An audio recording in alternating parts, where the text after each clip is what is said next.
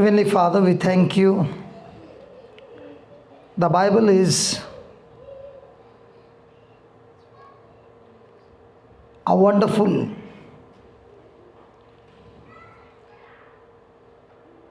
power of God.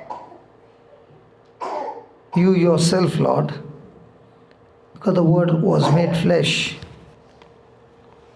And as you were with your disciples, teaching them the scriptures and opening their minds to understand, so also we, your disciples, have gathered this morning to understand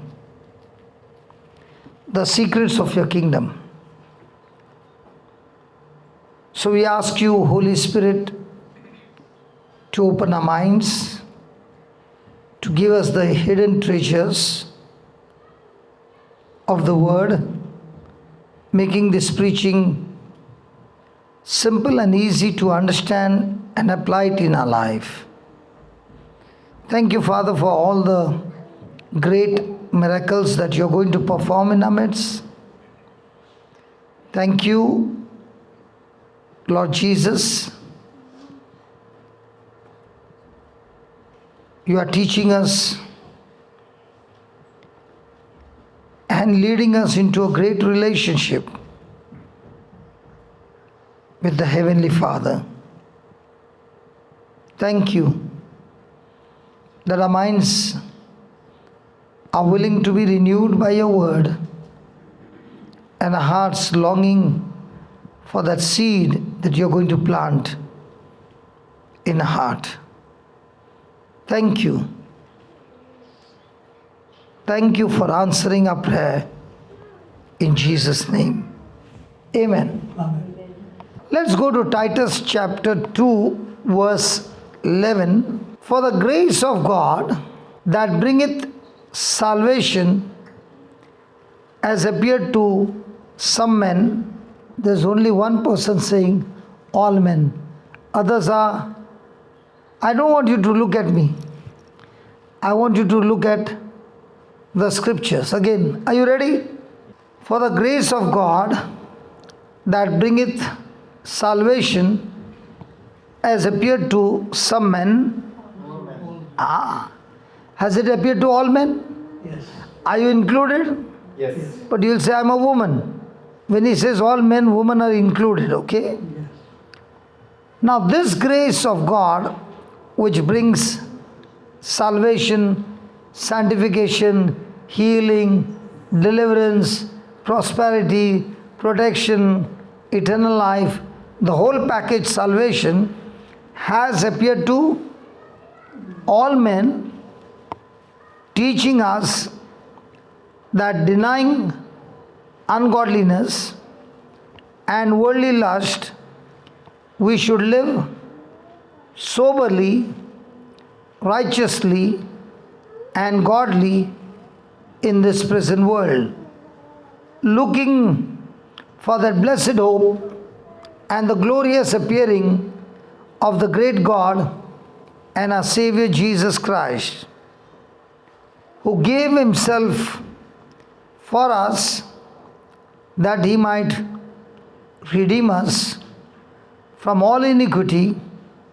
and purify unto himself a peculiar people, zealous for good works. Praise God. These things speak and exhort and rebuke with all authority. Let no man despise thee. Praise God. So that's where we are heading for. Are you ready? So when you read the word grace, what do you understand by the word grace? Are you from India when you were small? Yes. Did you go to Indian school? Yes. Let's say a student failed in a particular exam by 10 marks. What did the teacher give? Do you all have here in this school? Grace mark? Here also? In India there is? So grace is given to whom? Student who is excellent or student who has failed? Do you all agree that when it comes to, you are in Australia when you break the red light? Do you have a penalty? And how much is the penalty here? $500. So in a day, how many laws do you break when it comes to heavenly laws? Supposing I look at you with bitterness. Have I broken the law?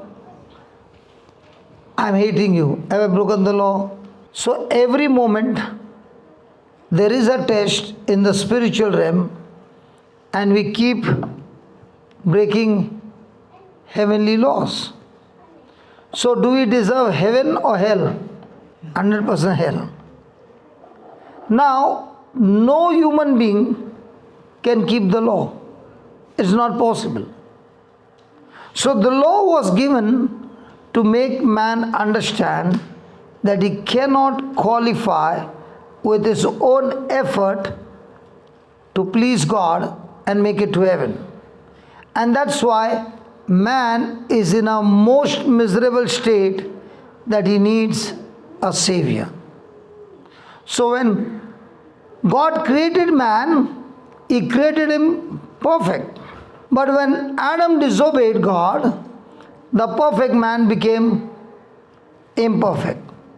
Let me give you an example. I got 2 pets and I love them both. And I give them a good bath, a good shampoo bath, and then I allow them to go out and play.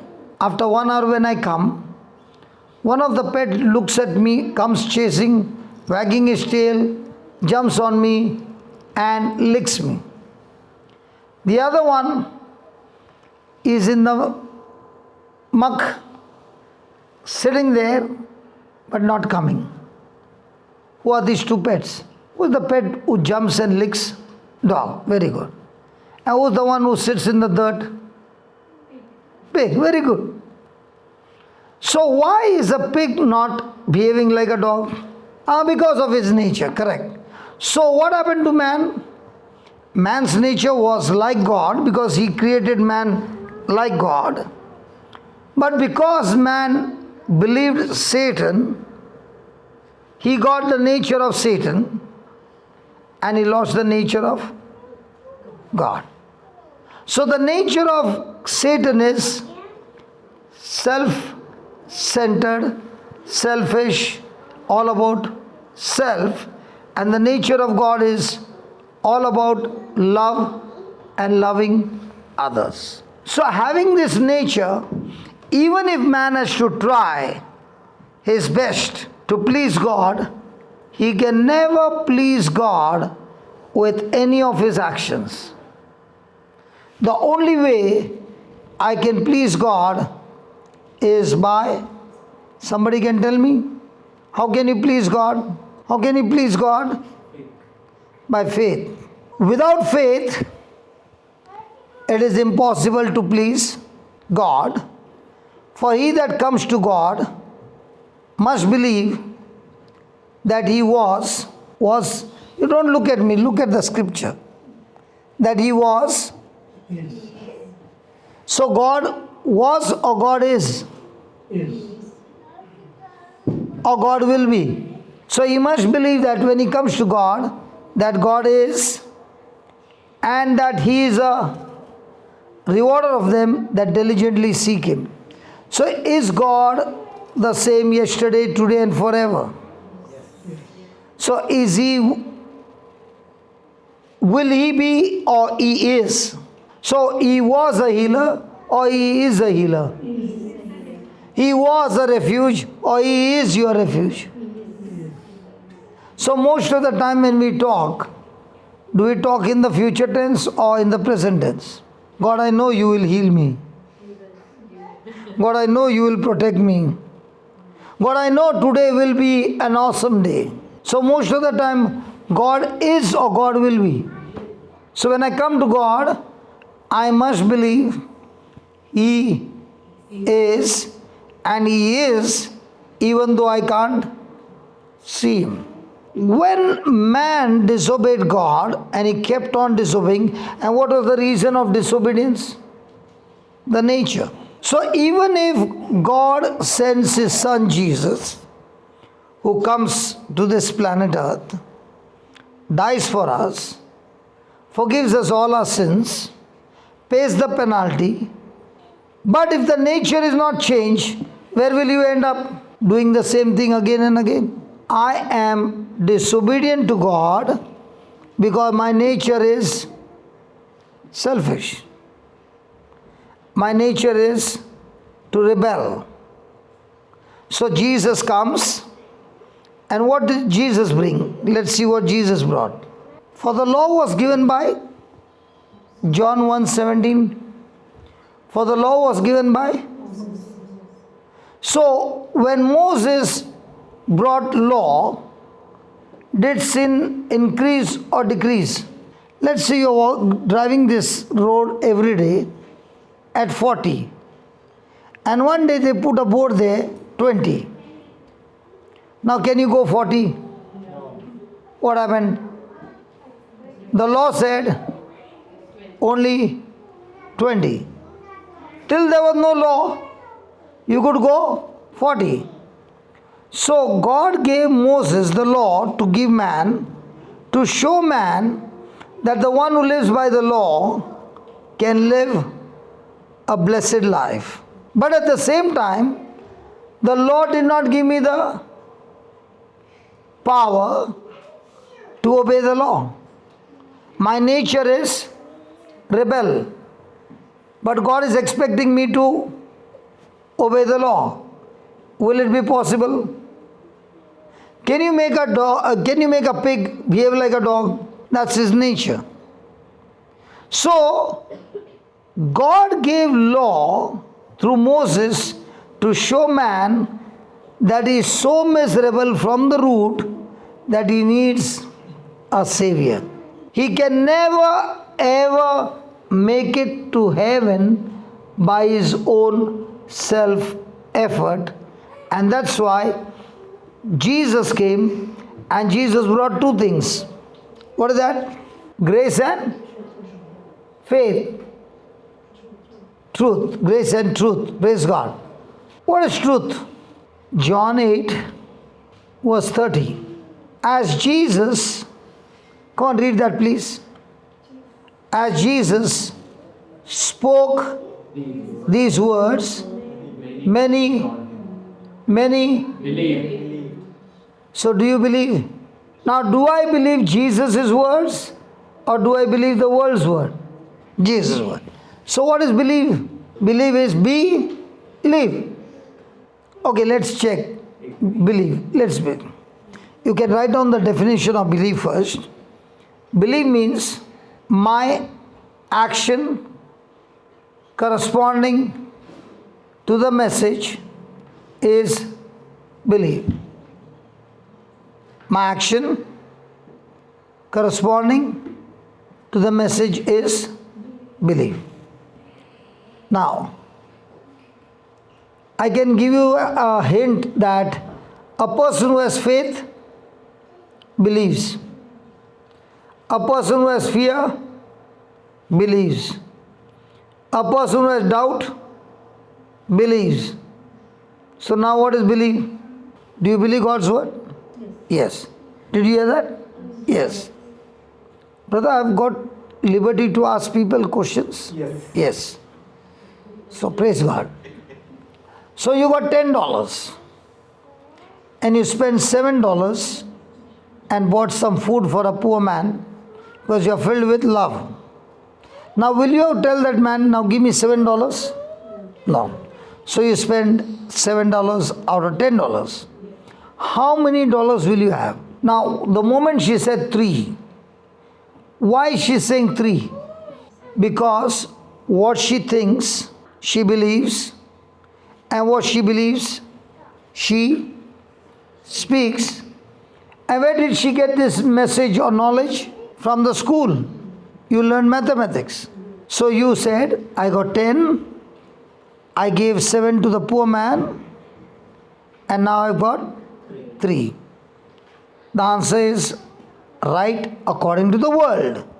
But now when Jesus spoke these words, many believed on him, means many believed his word, and that's why they believed on him. Now let's see, what did Jesus say that people believed in him. Luke 6:38. Give, everybody come on. Give, and it shall be given unto you. Good measure, pressed down, shaken together, shall, men of God. All this time what were you thinking? Did he say God will give you? Or did he say men will come and give you? Hello? Are you with me? Now can you look at the screen? Did he say God or men? So all the time where are you looking? God is the source and man is the channel. So your source is God.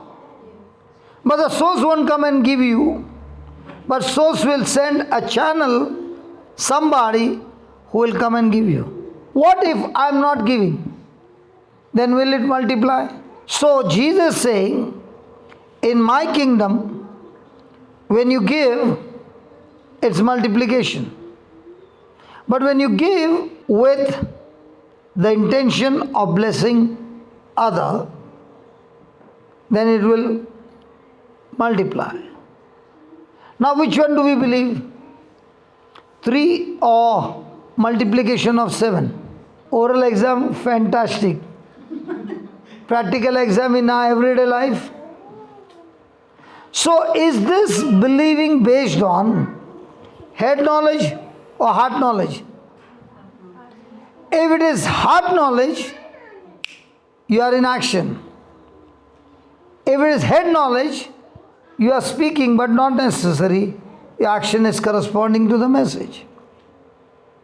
So every time the word believe comes, is he talking about believing in the head or believing in the heart? So now when you believe in the heart, the moment door opens and you walk out of this place, the first thing you are doing is, I heard the message, so let me go and put it into action. Believing in the mind is, I heard the message, I know the message, and now there are thoughts coming out. Thoughts are coming from outside. How can you give the money? You will be in minus. Thoughts coming from inside, the word talking to you and saying, listen, Jesus said, are you going to believe my words? So every time there is a conflict in man, he believes with his mind using his 5 senses.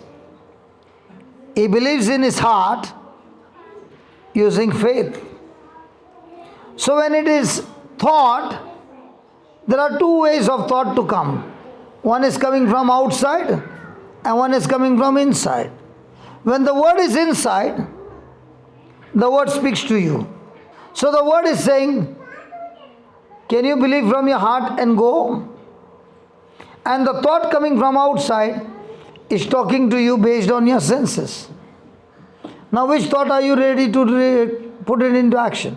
So when a person is putting the thought from the heart, the result is supernatural. The person is using the thought from the mind, nothing supernatural is happening.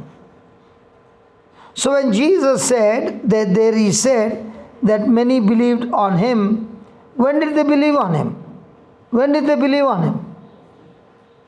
When he spoke words. So how does belief come? When you hear words. So every time you are hearing words, you are hearing from the news channel, you are hearing from media, you are hearing from books, and you are hearing the word from the written word of God. Which one are you believing? And that's going to be your future. So all our life we have been taught to believe what? Sense knowledge or word knowledge? You are happy and you are sad based on sense knowledge or word knowledge? Sense knowledge. If you are on word knowledge, can you ever be sad? Are you now understanding? So most of the time we say I believe, is our belief based on the word of God or our sense knowledge? Sense knowledge. Then said Jesus to those Jews which believed. Now what is Jews believing in what Jesus said or what they heard the Pharisees say? Can you look at the screen? Then said Jesus to those Jews. Did he say to everybody? No. Only to those who believed on him. So believed on him means believe his word or believe in Jesus. So can a person believe in Jesus without the word? So there is a person named Jesus, and this person has his teaching. So if I only believe in Jesus as a person, but I don't know his teaching, am I going to believe on him? Now, I have his teaching, but I don't know of Jesus. Can it be possible that I can take the teaching from the Bible and share it to the world saying I am the author of this teaching? Both are possible. There are so many books written by different authors. The root of the teaching is who? Jesus. Because I promise you, before lunch, whatever we are hearing, we will see the glory of God manifest when you understand the truth. So for me to believe in Jesus, do I need to listen to his teaching? If I don't listen to his word, will I be a believer? No. I will be a believer as an emotion. But when trials come, tribulation comes, opposition comes, I'll be the first person to worry. Have you heard the word worry? What is worry? Worry is believing in something else other than what Jesus said is worry. Or worry is doubting what Jesus said. So worry is another form of unbelief. So here Jesus is saying, if you continue in my word. Okay, let me put it this way. A person went for a checkup and the doctor after that gave a report saying, we found that you got 3rd stage of blood cancer. Did this man know before? No. The doctor said it once. Just once. And he came out of the clinic. Now is the doctor walking with him? No. But are his words walking with him? So is he now walking home alone or is walking with the doctor's word? Are those words talking to him from inside? Yes. Is anybody threatening him? No. But can he be crying? Possible. Can he be worried? Possible. Can he be very, very sad? Now how is he having all those emotions? Because that word that the doctor said is continually talking, fellowshipping with him. And the result is fear. The result is depression. The result is anxiety, insecurity.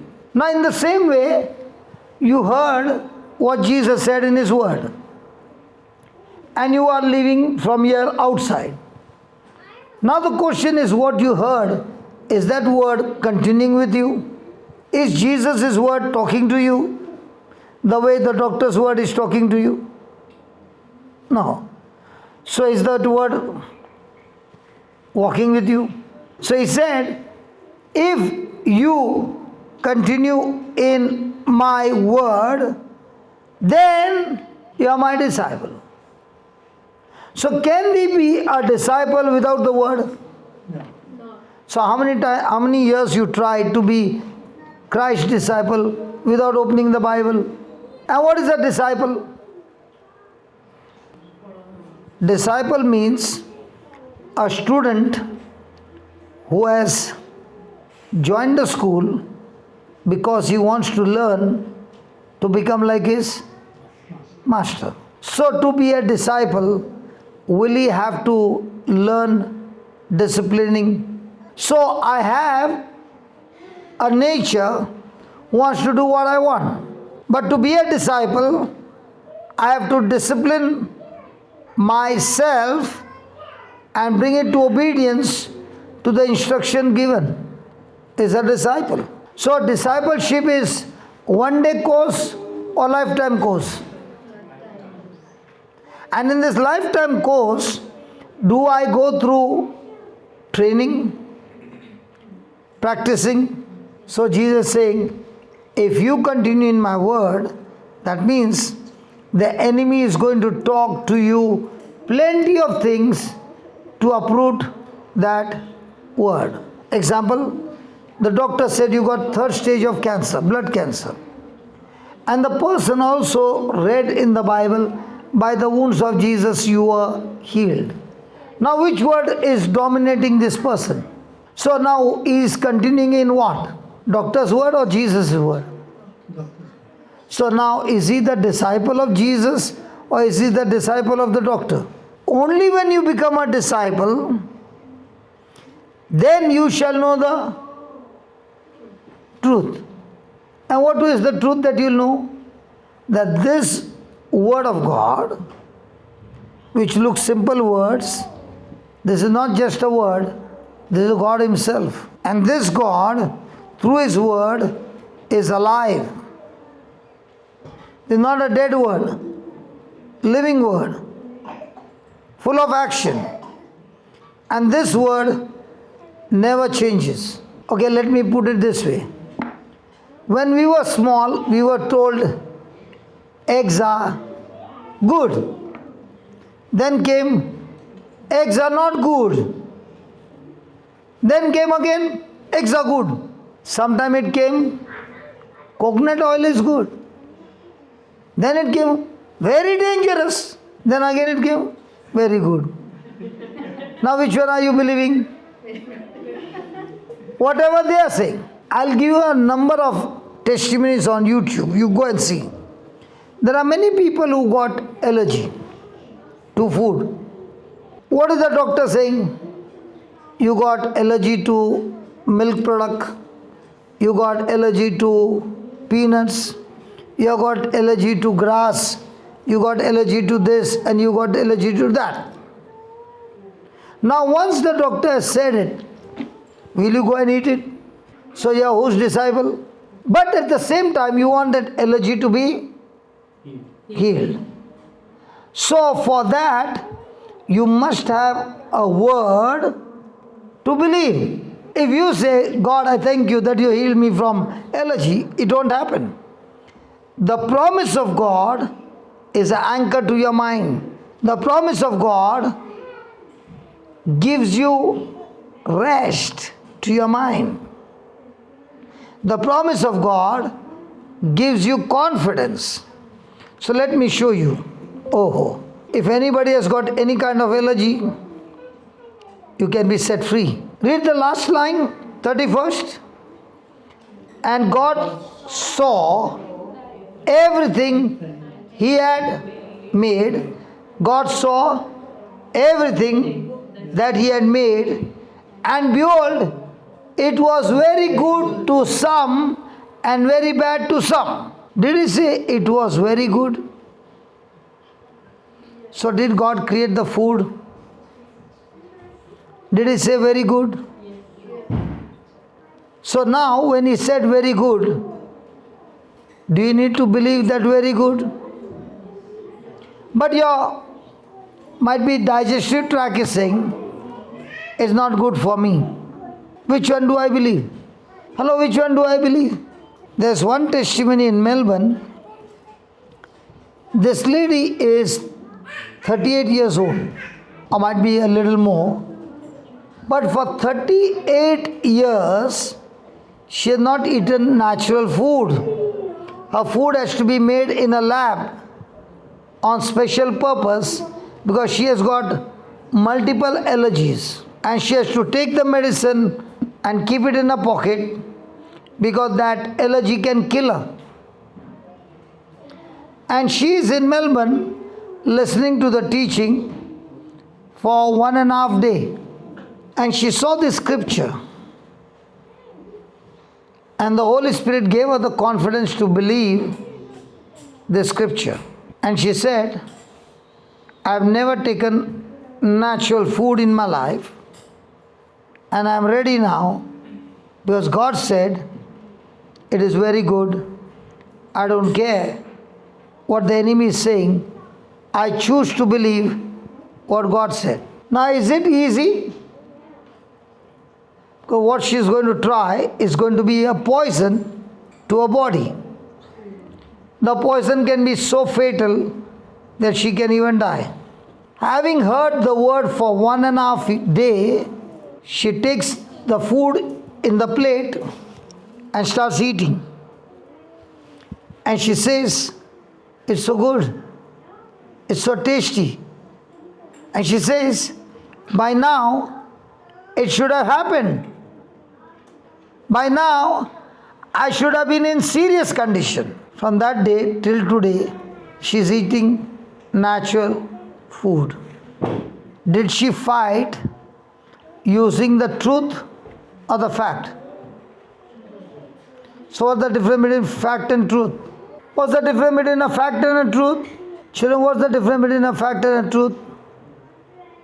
No. Okay, can you see your mom?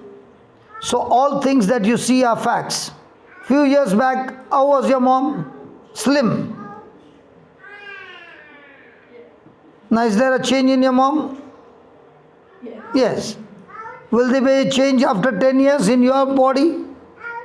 Yes. Will there be a change in mom? Yes, yes. Now, everything that you see is going to die. Everything that you see is all temporary and subject to death. But what about the Word of God? Will it change? So everyday journey is only one simple thing. Do I believe the truth or do I believe the fact? If fact is ruling over me, my life is miserable. If truth is ruling over me, then this truth has the power to change every fact. The truth is, God said, whatever I have made, it was very good. The fact is,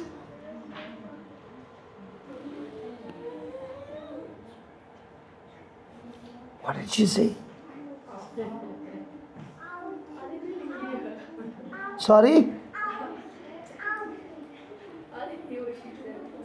So you are hearing what I said?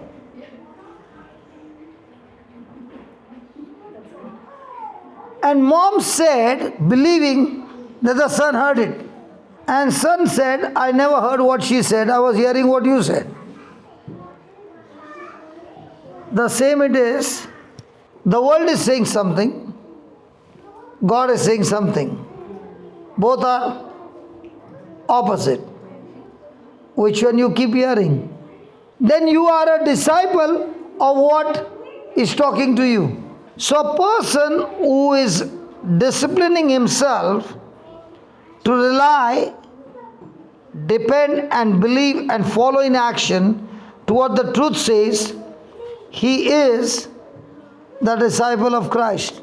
And the more and more he is learning and practicing, he begins to discipline his mind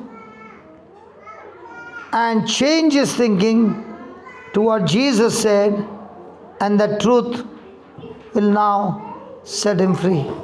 So is the Bible saying the preacher will set you free? No.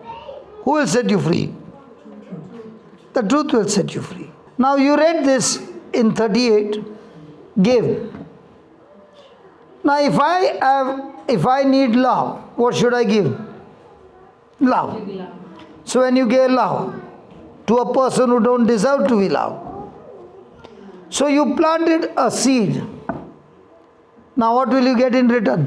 What you give is what you get. So in a relationship where there is bitterness, can that bitterness make you bitter? But you refuse to get bitter and you planted love. Can that love seed produce a good harvest in your life? So we people live by facts or we live by truth. And if we are living by facts, then my response is based on things that are coming against me from outside and not on things that are planted inside me, that is the Word of God. So through Jesus came grace and truth. Grace is what Christ has done for me. Not is going to do. He has already done for me. And truth is knowing what He has done for me, which I cannot understand with my senses. Okay, let me put it this way.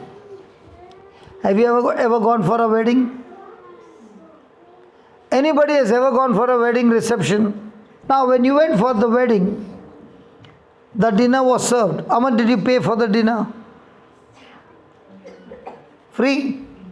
Now did the host say you have to take only this much, this much, this much? Or was the buffet there? Can you take the second helping? Third helping? Will anybody stop you? No. That is grace. Laid on the table. When you get up from your seat, put it in your plate and you eat it, is your faith. So Jesus came with grace and truth.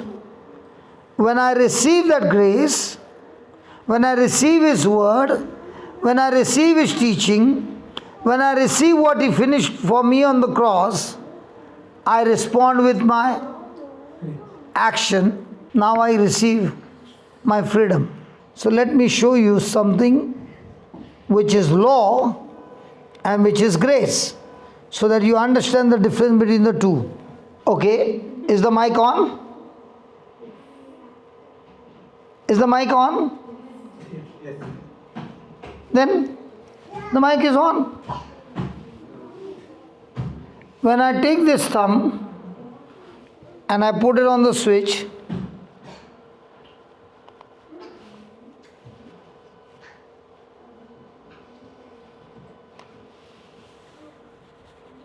so my finger is giving a frequency disturbance. That's why it's making that noise. In the same way, all things in the spirit realm works with which your senses cannot see it, understand it. So all of God's word is a perfect system which we need to learn, and when you learn, your life is controlled by that system. So before Jesus came, look at what was the law. Deuteronomy 28:1. And it shall come to pass, if you shall hearken diligently unto the voice of the Lord thy God, to observe and to do all His commandments, which I command you this day, that the Lord thy God will set you on high above all nations of the earth. Do you want that? God will set you on high? Yes or no? Yes. But to do that, what you need to do? Look at that verse 1 and tell me, what must I do that God will set me on high? Observe all His commandments. Now, according to man's nature, fallen nature, is he a rebel or an obedient person? A rebel. So, can a rebel obey? Hello, can a rebel obey? No. So, is it possible? No. It is impossible. Look at the verse 2. And all these blessings shall come on you and overtake you if you shall hearken unto the voice of the Lord your God. Now my question is it going to depend on God or on me? Who makes the first action? Me. If my action is right, then everything goes in my favor. If my action is wrong, then what will happen? But it shall come to pass that if you will not hearken unto the voice of the Lord your God. So is it all about you and me? Then to observe to do all his commandments and his statutes, I command you this day that all these curses shall come on you and overtake you. So is my life going to be governed by what I do? So who does first? Me. So who puts effort first? Me. And having a sin nature, a rebel nature, can I do it with a rebel nature? No. So will I fail? Yes. 100% I'll fail. So now Jesus comes with grace and truth we just read. So that was in the Old Testament. A person would get blessed if he does good, he gets good. In the New Testament, how does a person get blessed? When you walk the immigration, do you say, I got a passport? Or do you need to show the passport? So how do you know? Yeah, by faith. Do you go to the immigration by faith? You have faith in your passport. You have faith in your documents. But do you need to show? So you got faith that God has already blessed you. So you need to show the document. You'll say, I'm blessed. And she'll say, what about me? So let's go and see Ephesians 1:3. Now all these scriptures that I'm teaching you is what is going to get you through. Now what is God saying? Blessed be God and Father of our Lord Jesus Christ, who has blessed us with all spiritual blessings. So has he blessed you with physical blessings or spiritual blessings? Spiritual. Whose job is to bring it to physical blessing? See, he is saying he has blessed us with all spiritual blessings. But I want those spiritual blessings to be manifested in my physical life. For example, by the stripes and wounds of Jesus you have been healed. Spiritually or physically? Spiritually. Spiritually. But I want to see it happen in my body. Physical. So how will it happen? Spiritual blessing is legal. It has been done. It is finished. On one side, God's side. Now I am on earth in the natural physical world, and I want to experience in my body on the physical side. So how do I get it, what is in the spiritual, into the physical? Exactly. Faith. Now, when it comes to faith, there are two kinds of faith. 10 minus 7 is 3. Now, did she say faith? Yes. Is the answer right? Yes. In the physical world. But is she right in the spiritual world? No. So if I want spiritual things to get connected, I need faith in the spiritual world that will bring it to the physical world. Again, I want to say, all things for my life, Jesus has finished it on the cross, and he said, it is finished. That is why, blessed be God, the Father of our Lord Jesus Christ, who has blessed us with all spiritual blessings in heavenly places. So, do you get qualified to be blessed? Yes, how? In Christ. There's a tree out there. Okay? If I cut the stem and I put another good quality stem and graft it together, what will one tree do?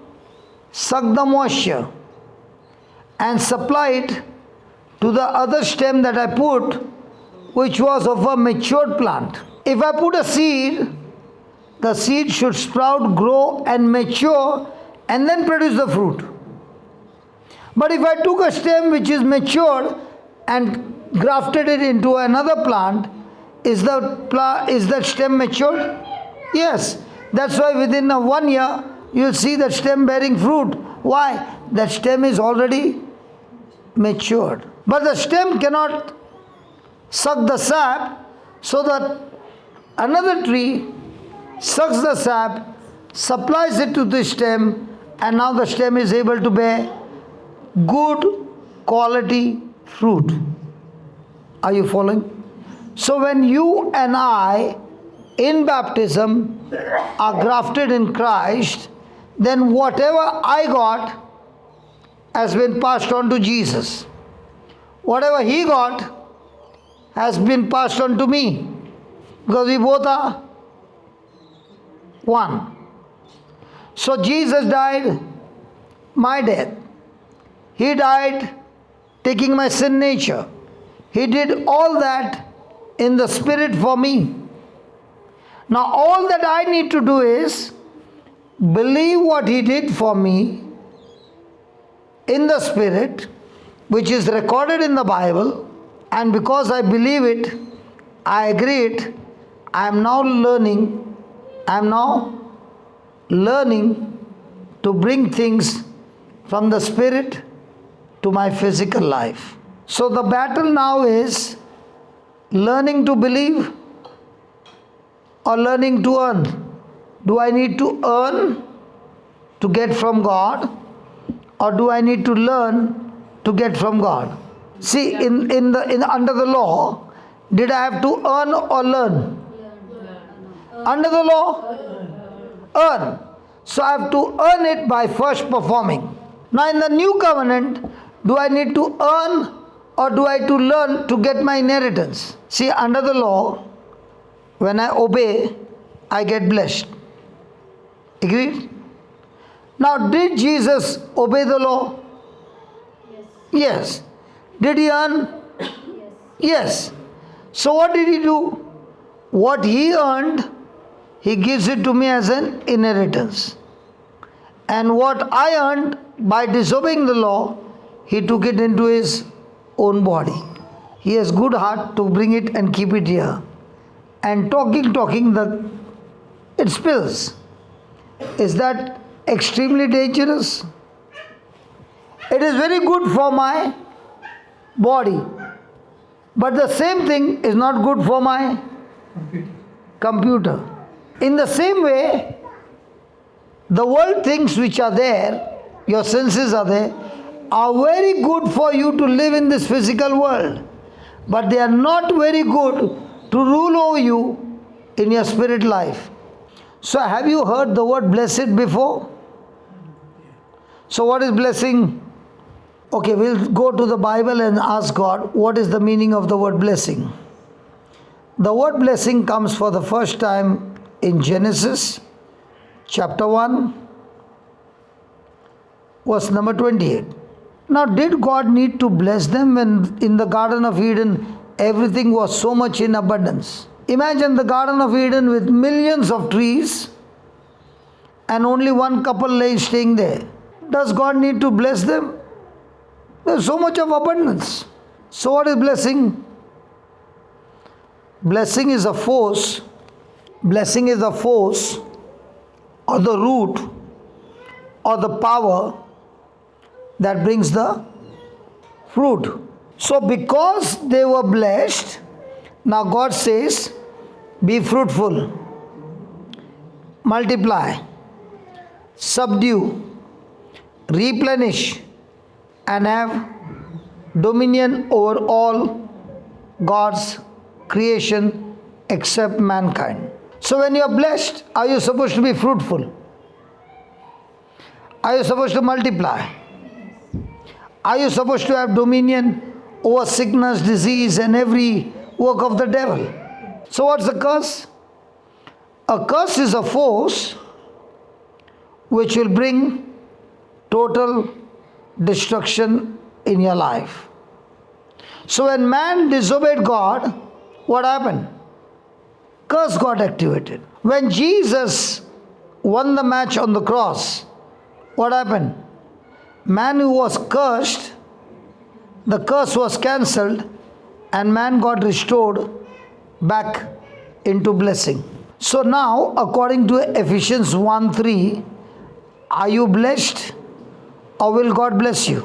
So do you have the root by which you can produce the fruit? So are you empowered to be successful on earth? But do you know you are blessed? I'll give an example. You are staying in a house and you got a wash basin there. You can see the tap. Now are you working hard to bring water from somewhere and pump it on your terrace and then get the water? Or is it supplied by the council? Now whose job is to open the tap? The council. So it's your job. And you turn the tap clockwise. Will you get water? No. You turn clockwise.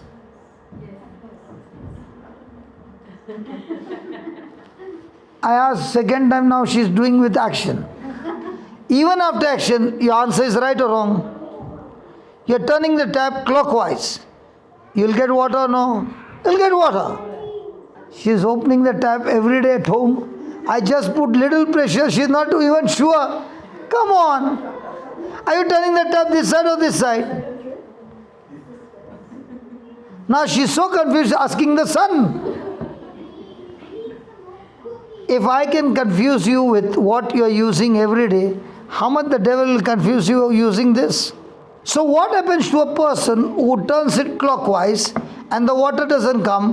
What is his conclusion? There's no water in the tap. You mean to say really there's no water? Or your direction of turning is wrong? And the direction of turning is wrong because your knowledge is wrong. Is the Bible anywhere saying, my people are destroyed by the devil? No way. But the Bible is saying, my people are destroyed because of lack of knowledge. Now, according to this word, that all spiritual blessings are in you, in Christ. Praise God. Now, do I look towards heaven for blessing or the power is inside? But do I believe? Today, I will tell you, do you believe that? What you just said inside? Before lunch, you will do healing to so many people because the power of God is in you. So all I need to do is believe. And if I open the tap, which is falling drop, drop, drop, drop, drop, how long will it take for the bucket to get full? Might be the whole night and still not full. So the problem is with the council who's sending you water drop by drop, or you're opening the tap so small, so less, that the water is flowing drop by drop. So when a person is in worry, is he opening the tap or closing the tap more tighter? But a person is believing in what God's word says. Is he living natural or supernatural? So the water coming to your tap is called grace. The electric power that is coming to your house is called grace. You did not generate, you did not put that big unit there. It is the government that has put and supplying you every day. But will their men come and put the switch on? Putting the switch on and off is whose job? So that's what he's saying.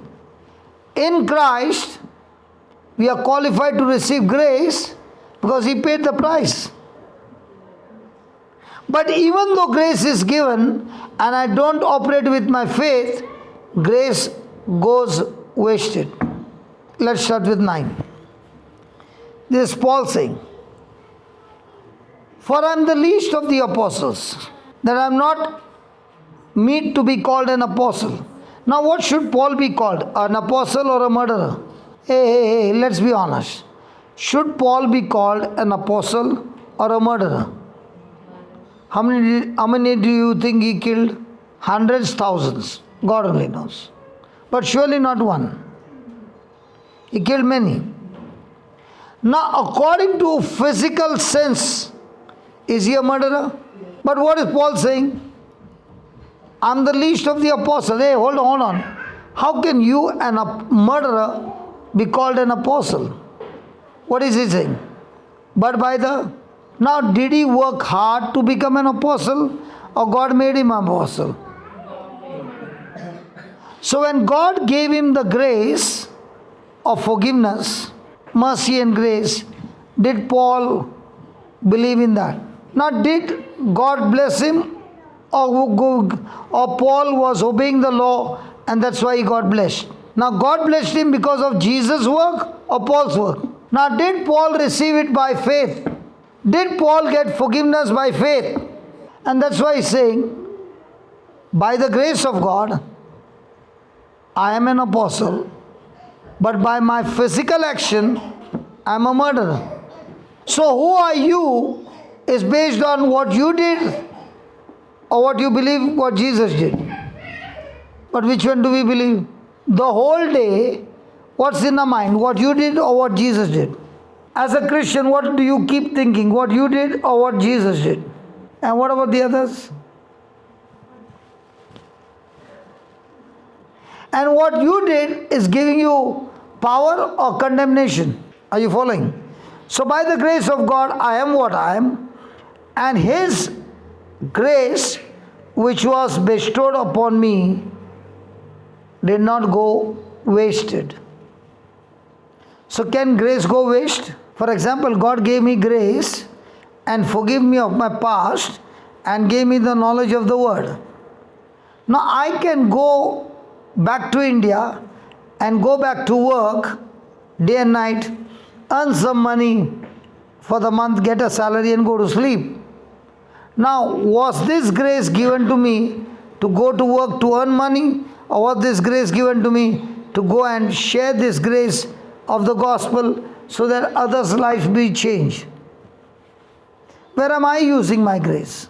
For myself or for the kingdom? Hello, anybody there in the house? So where are you using your grace? Yeah. For yourself or for the kingdom? Are you getting water at home? Is the council saying only one bucket water? Are they saying anything? Can you use as much as you want? Now what am I doing? What knowledge God has given me is grace. What power He has given me is grace. Now can I take a holiday and say, I will come only on Saturday, Sunday? Can I use the grace throughout the day? Now I am here for 2 days, right? I am told that we are having from here till 4 o'clock or 4:30. Then again we are having at 6 o'clock to 9 o'clock. 9 o'clock. Then my brother is saying, after dinner also can we have private? I said, no problem. You can have after till midnight or 1 o'clock or 2 o'clock. Now, am I using my time? Yes. For myself or for you? How much am I getting paid? He told me $50,000 for 2 days. Should I not take a flight and come? I'm asking you. I'm not being paid. I'm using grace. Grace is given to me free. So I left home on May 8th and I'll be going home on December 15th. Without a holiday, every day using grace of God, day and night. So is the grace given to me being used in the kingdom? Is the same grace given to you? Where's your grace going? That is what Paul is saying. The grace was given to all the apostles. But the grace that was given to me, I never wasted it, but I labored more abundantly than all the apostles. And the labor that I put was not mine. That was also the grace of God who is with me. I'm standing here. You'll see me up to midnight standing. But you see me the same power, the same glory, the same strength. You won't see me tired. Why? I'm not doing it with my effort. I'm doing it with grace. So our Christian journey is what? Doing with your effort or using grace of God? And what is the grace of God? Let's see what is grace of God. Lord, tell me what is grace of God. 2 Peter 1 verse 2. Grace and peace. Have you ever heard people say, brother, please pray for me. I don't have peace in my house. Have you ever heard anybody say that? I don't have peace. Please pray for me. Now look at the Bible. Does it say peace comes by praying? Listen. Grace and peace be multiplied unto you through the intercession team and through the laying of hands and through the prayers of everybody in the church for you. Which one do we practice? It's like somebody saying, brother, pray for me that my stomach becomes full, but he doesn't eat food. It's somebody saying, you eat my food and pray for me, my stomach will be full. Brother, have you ever heard that? But what are we saying? You study the Bible, you pray, but when you pray, see that I'm blessed. In Australia, do you get license without learning? So you join the class and they give you a license. No? So when do you get a license? After you pass the test. Say that again, Baba. After you pass the test. Say that again. After you pass. Tell them all. After you pass the test. In the same way, when you pass the test of using the Bible, you get promotion. Say that again. I like that. Pass the test. Can you look at Mama and tell her? No, not driving license. This. What if they had to give you a license without passing the test? How many people will you kill? In the same way, when you don't understand the Bible, how many people are you killing? So how is grace multiplied? So what are you getting now? But how much of that knowledge are you retaining? Because when you get the knowledge, there's always going to be a test. And when the test begins, and the knowledge you got, you did not practice it. Did you fail the test? So will you get peace or pieces? Let's say you failed the test and you went and banged into a trailer. Now are you in peace or in pieces? So every time you don't keep the word, you are in peace or pieces? So are there anybody married here? Married people, do you have a test at home? Yes. Do you keep the word? No. Do you open your mouth? Yes. Do you speak the scriptures? No. Now what happens to your peace? And when you are in pieces, call up others and tell, pray for me. So do I need to learn to pass the test? Or do I only say God is good all the time? And all the time, we say that. When we go home, do you pass the test? And might be you are going for the prayer meeting and the spouse is not coming. And you are getting angry because the spouse is not coming. And the spouse is saying, I wonder what they teach there. Because looking at you, I only don't feel like coming. Because from the day I got married, as it was in the beginning, is now, and ever shall be. So why should I come there when you have not changed after 10 years? So write down some notes on grace. First thing, write down the definition of grace. And let me tell you, whatever you are writing, please study it well, practice it well. When we meet again, you will be having a trophy in your hand. Because this is the truth which will help you to pass the test every day in your life. First thing, definition of grace. Grace is God is always willing, God is always willing to use His power, His ability on our behalf, even though I don't deserve it. What is grace? Grace is God is always willing to use His power, His ability on my behalf, even though I don't. Now the question is, do you believe God is willing? So is grace given to everybody? Yes. So whose ability you got? But do you use grace? Let me give you an example. Please read that verse number 2 again before we go further. Grace, peace, be multiplied unto you. How? How? How?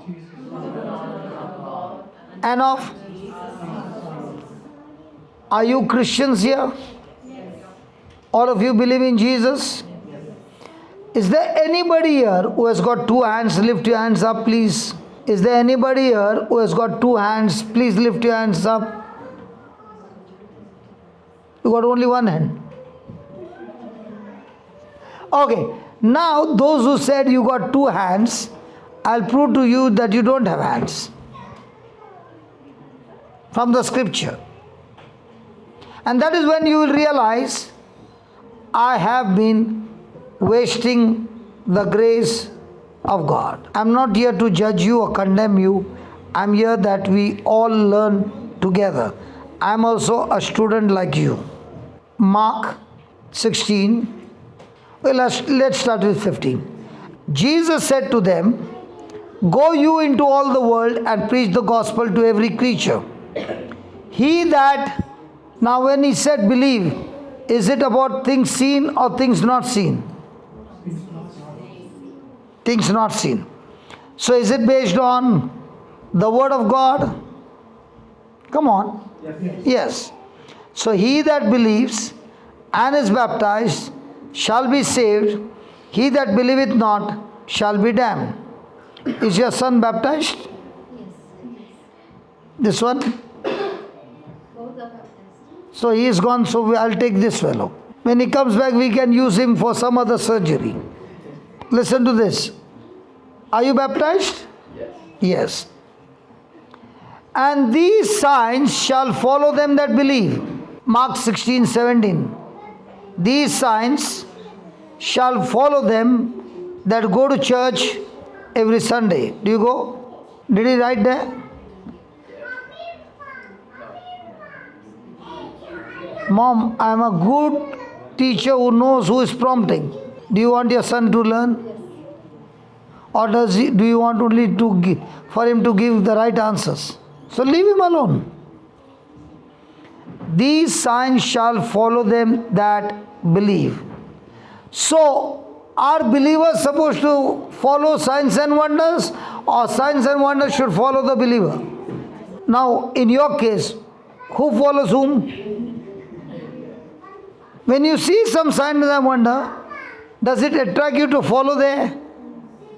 So, actually speaking, signs and wonders are to follow you, or you are supposed to follow them? Is your shadow supposed to follow you? Or are you going to tell your shadow, don't follow me today, holiday? These signs shall follow them that believe. In my name they shall cast out devils, they shall speak with new tongues, they shall take up serpents, and if they drink any deadly thing, it shall not hurt them. They shall lay hands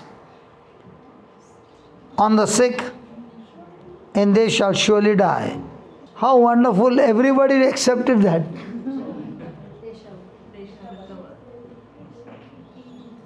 They shall recover. When was the last time you laid hands on the sick? No. That means you got no hands. Either you are a believer, then you lay hands. And you are a believer and got no hands, that's why you never laid hands. Do you believe in Jesus? Do you got hands? Do you believe His word? Do you believe these signs and wonders shall follow you? Come, sister. Now, did you hear that?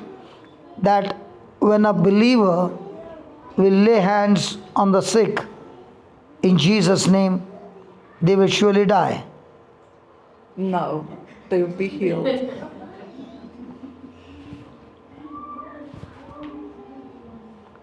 Do you believe that? Yeah. You can come a little close. Do you believe in Jesus? Yes.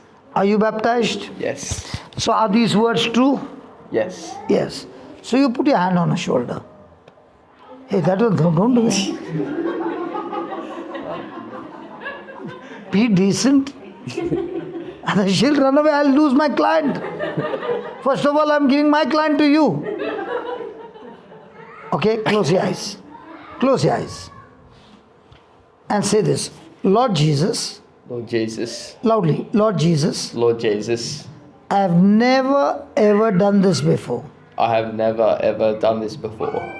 But as I'm hearing your word, But as I am hearing your word, I'm understanding I am understanding to believe to believe your word your word is to believe you. is to believe you. You said, You said, all those who believe in me, all those who believe in you, all those who believe in you, these signs these signs shall follow them. shall follow them. In your name, In your name I shall cast out demons, I shall cast out demons. and in your name, And in your name, when I lay hands on the sick, when I lay hands on the sick, they shall recover. they shall recover. Lord Jesus, Lord Jesus, I believe your word, I believe your word, and therefore and therefore I say, I say, in the name of Jesus, in the name of Jesus, all you spirit of infirmity all you spirit of infirmity that is causing that is causing pain in a body, pain in the body, in the name of Jesus, in the name of Jesus, get out of a body get out of the body right now. right now. I speak to the bones, I speak to the bones, be aligned now, be aligned now. and as I lay my hand, And as I lay my hand, I thank you, Jesus. I thank you, Jesus. Your anointing is flowing, Your anointing is flowing, restoring a health restoring a health completely. completely. In the name of In Jesus, the name of Jesus, you are completely healed, you are completely healed, completely loosed, completely loosed, and your back is completely set free. and your back is completely set free. In Jesus' name, In Jesus' name, amen. amen. Now begin to move your hands back, everything. Yeah. What happened? Yeah, it's better. What do you mean by better? Is gone or is better? The back pain. Yeah. Well, at the moment it's gone. At the moment it's gone. After 1 hour it will come back. So when Jesus healed somebody, the person said, at the moment it's gone. Will it come back? No. So how did you like the new surgeon? Yes, yes. A unique surgeon. yes. But I'm so glad that you trusted the new surgeon will not cause some damage to your back. Yeah, I would never. Praise God. Now how many years you had this? Maybe 10. 10 years. And what was the problem? Bulging disc. You know what's a disc problem? That between the two bones, there's a sponge-like disc, which is like a cushion that has gone damaged. So a part of the body that is damaged, when you laid hands, new disc she received. This is not a small miracle. For such kind of cases, they need to go for a surgery. What are you going to do with this power now? I'm gonna do good.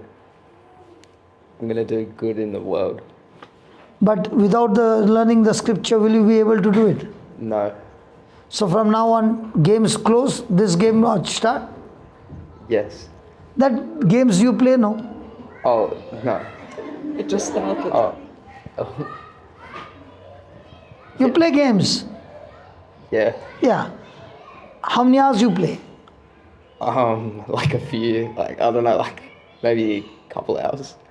Couple means how many hours? Like two to 3. 2 to 3 or more? No, yeah, only 2 to 3. 3. Okay, every day.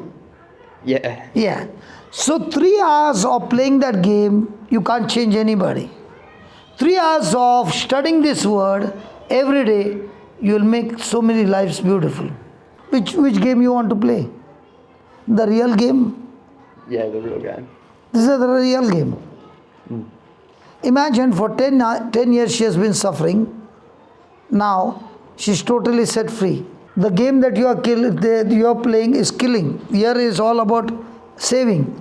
Which game you want to play? Killing or saving? Saving. God bless you. You can bend and try every angle you can. Nothing. Congratulations. I'm healed. For how long? Forever.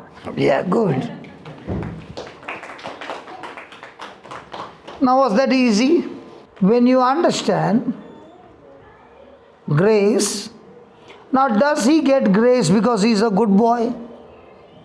He gets grace because God is good to everybody. Grace is not given only to good people. Grace is given even to the ones who never deserve. And that is what the gospel of Christ is all about. So you can write down this. The grace, you don't have a mobile? Listen, son. At your age, look here. At your age, what you experience, no? We did not even experience at 40. God called you. God showed you how much He loves you. And God also showed you the kind of power which is in you, which you did not know. What I did was only showed you how to open the tap. And when the tap opened, that lady who has been suffering for 10 years got freed. Now it's up to you whether you want to grow in this direction or go and playing games and waste your time. Because remember one thing, time is your currency. Where you invest your time is going to decide your future. So write down, grace that has brought us salvation is the grace that teaches us. This is in Titus 2:11. Grace teaches us sanctification. It teaches us to deny ungodliness, worldly lust. It teaches us to live soberly, righteously, godly in this present world. Because we are saved by grace,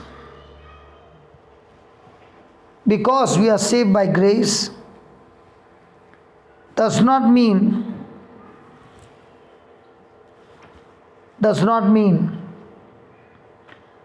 that we continue to live in sin.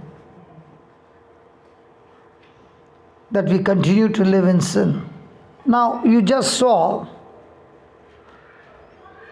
right before our eyes, that child has not been laying hands on people.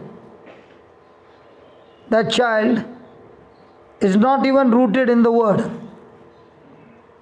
But the child heard the gospel, believed that God has given me this power. He cannot feel the power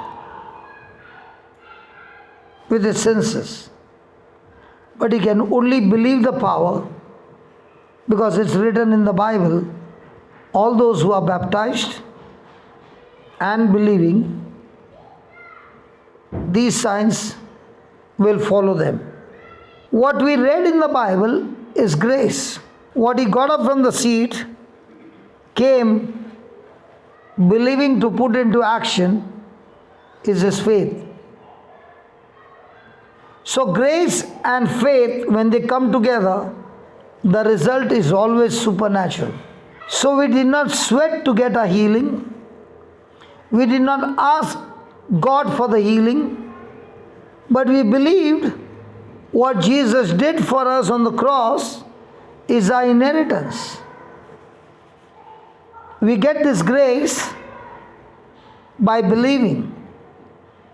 And what grace we have received, we put it into action, and at once 10 years issue is completely nullified and the disc is made new.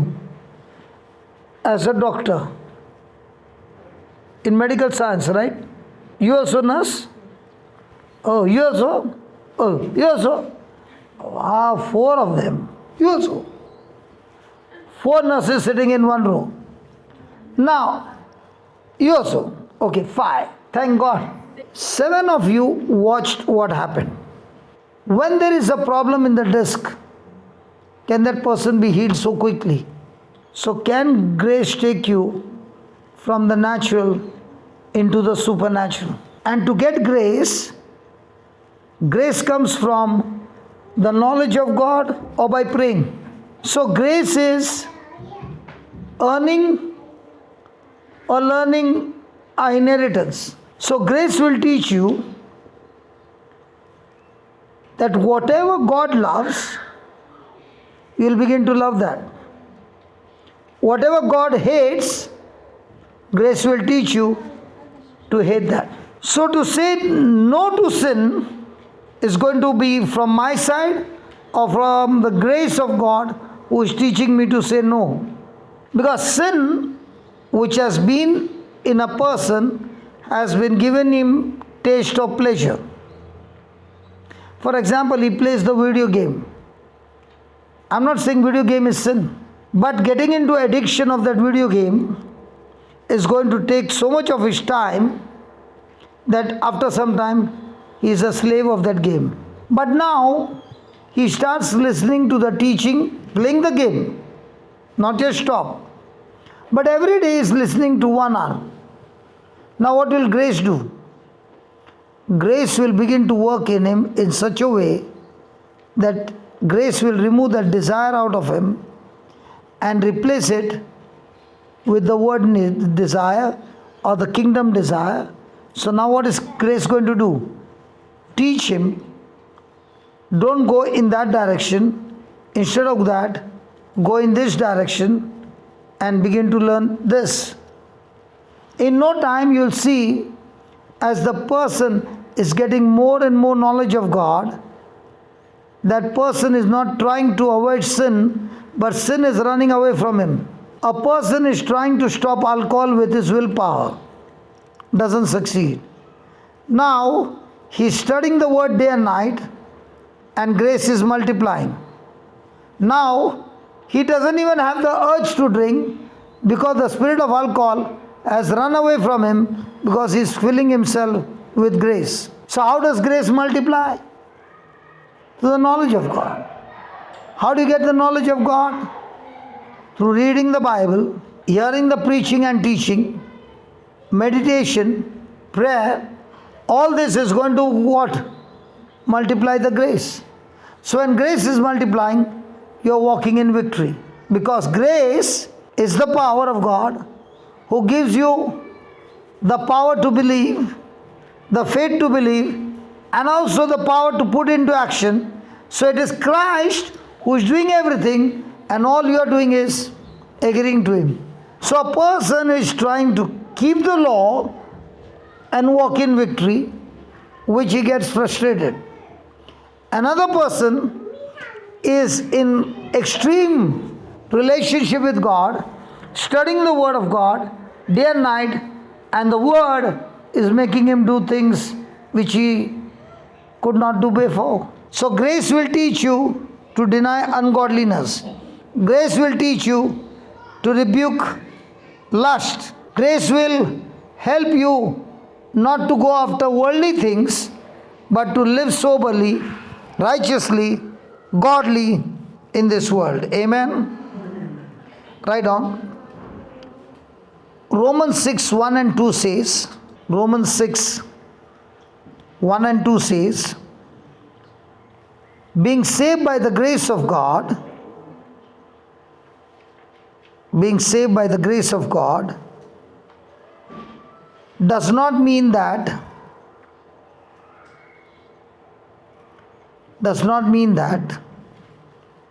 we can get saved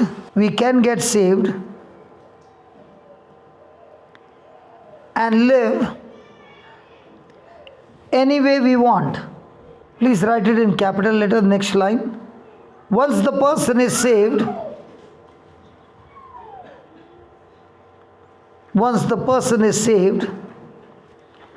that person comes out of law,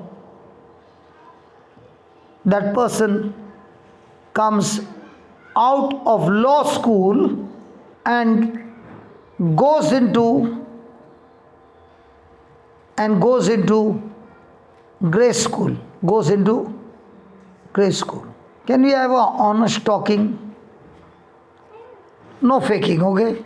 Honest. This is not an oral exam that you get good marks. Let us be honest. How many times in the past have we prayed to God hard, fasting, praying that God, give me your power so that I can go and touch people's life, I can heal people, I can do many things. So Lord, please give me more power. Nobody has fasted and praying to God to give so that God can give you power and anointing and Holy Spirit. You better go for confession. We'll meet after the class. Because we were taught that if you do that, God will be pleased and He will give you the power. Nobody tried. Then I was the only foolish person. Now here is a beautiful parable. My brother connected the charger. He connected everything but kept the switch off. Poor laptop was working hard and helping all of us, but at the same time the battery was getting drained. After that it could not take any more. He said, enough, I worked very hard, I have no more battery my charge is getting over, I am going to die, and before the funeral comes, please help me. So he came on the screen and said, this is my last breath. Can you do something? All I went was, all connection is the right, same. Only put the switch on. Now is the laptop very happy with me? Is the laptop happy with me or with him? He was the one who connected everything. But is the laptop happy with that my brother or with me? Niju, what do you think? Why not with you? Because you put him in the law school. You work hard and get your battery charged. I don't know how. And he's saying, I'm trying for 1.5 hours. I can't do anything. I'm going to die. So he put the laptop in the law school. Now, when he was breathing last and before the funeral, I took him out of the law school and put him in the grace school. Now, is the laptop paying the money for the charge? Or is he getting free? Now, when he is getting free, is he saying this is only for me, not for you all? He is getting it free and is showing everything to you free. That is a grace school. Now, most of the time, are we working hard to qualify, or now, by His grace, we are qualified to receive the inheritance. By Jesus' death on the cross, has He qualified us to be adopted children of God? Praise God. So, are people the children of God? Hello? Are all people children of God? Let me ask that question again. Are all people children of God? No. Who said no? He said no. What about the others?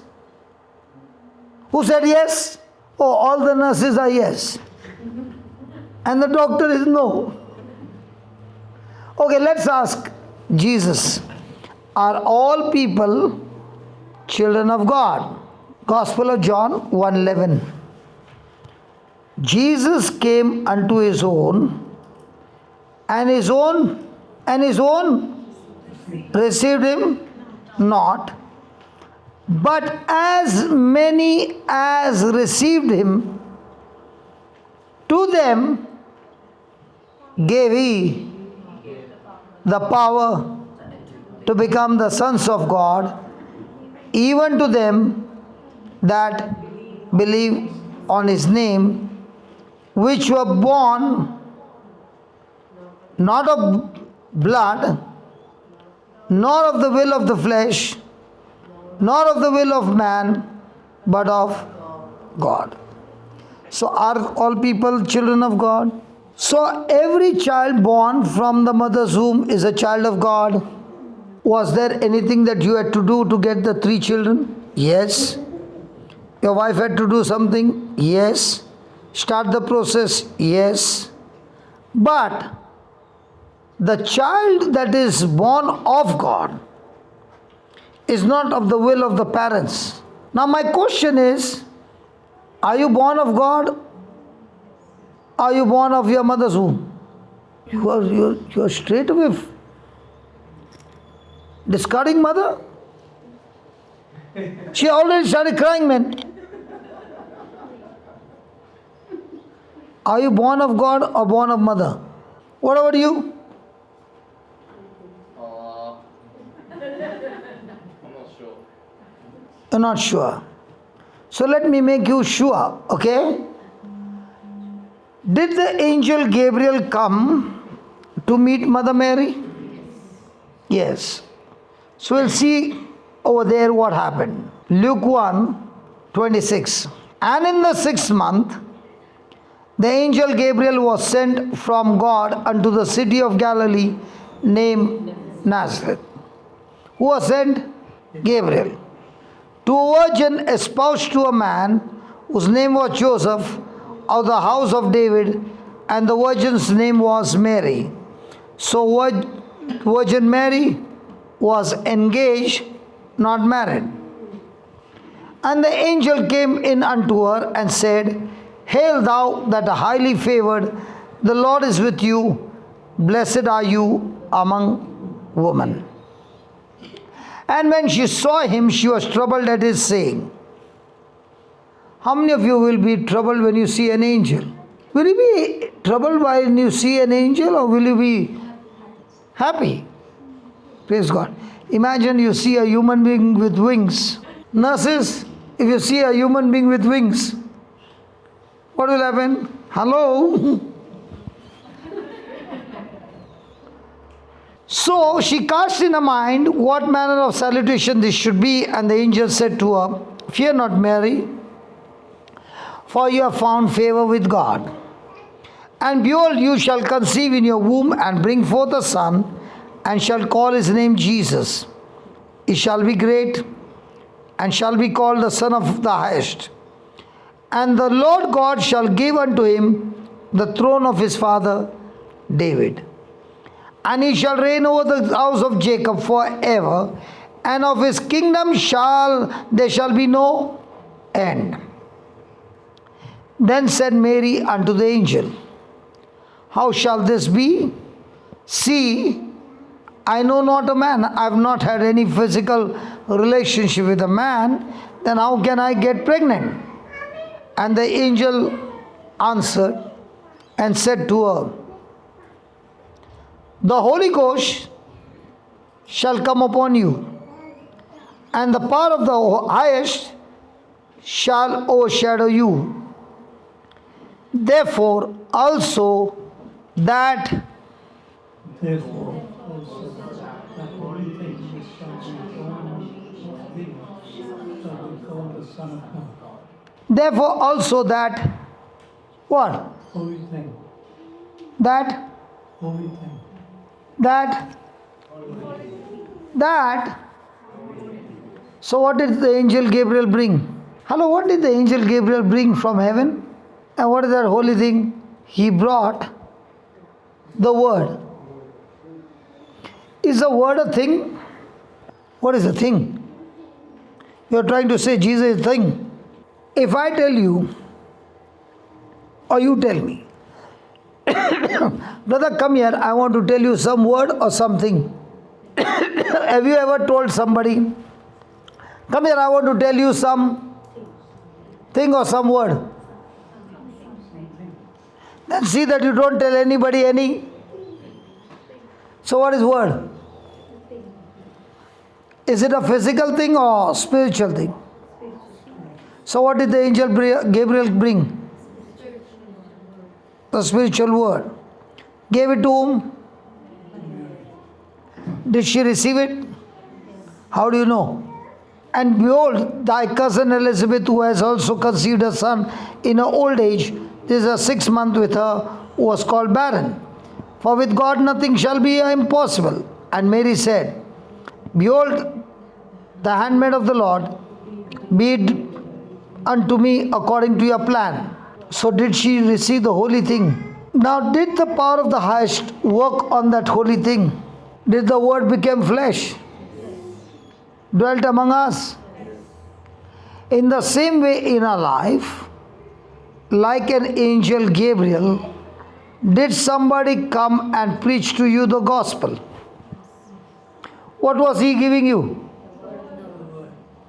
He was also giving you the holy thing. And because of the grace of God, you received the holy thing, believing, and the Holy Spirit came into you, and you got baptized by the Spirit of God, and you got born again. So can a person get born again without the word? I'll tell you my story. I don't know about others. I'll tell you my story. I'm born in a Catholic house. Catholic parents, prayerful parents, everything good. I was baptized. I received First Holy Communion. I received confirmation. I received all that. But I never had a taste for prayer. I never had a taste for God. I never had a taste for the Word of God. So right from childhood, I lived a life extremely a rebel. So every fruit in me was of the devil. Got married, but even though got married, the fruit was still of the devil. Till a day came on my 33rd age, death came close to me. I lost my memory and all that. I did not come to church because I did not believe. But I was brought to church. And when the preaching was going on, it was God's grace that He gave me the desire to be attentive to what the priest was saying. And the first time I cried to God and said, give me one chance. I don't want to die. Please save me. I believe you. Please save me. I don't want to die. And I promise you, you save me, I'll run after you. And at the age of 33, God did save me. But He did not save me in an instant. And I thank God for that. The first thing He gave me is to believe in Him. So when the word was proclaimed, for the first time I paid attention and started believing and my journey began. And the Lord, one day at a time, began to show me from the Word how I can be delivered, I can be healed, my life can be changed. So when that journey took place of that seed planted in my heart, the first thing that happened in my life was I got tremendous appetite for the Word of God. The person who did not have anything to do with God now started having extreme appetite for the Word, 10 hours, 12 hours with the Word. And this Word began to teach me how to apply this Word in my life. And the first thing happened was I got delivered from demonic problems, from depression, from health issues, from my marriage issues, from my finances. One by one, the Word began to teach me how to be delivered. So I was born from my mother's womb.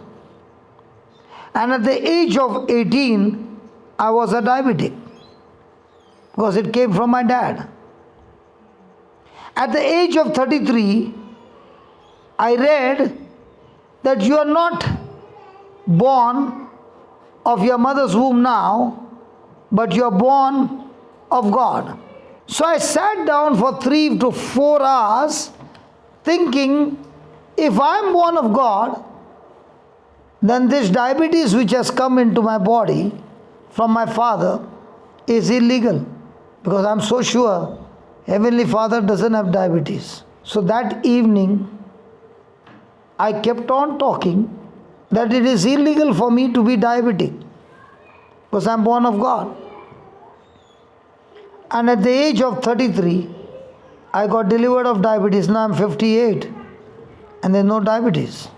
So that day, I came to know that I was born from my mother's womb all these years, and because of which I was destined to fail. I was destined that the world would rule over me and destroy me.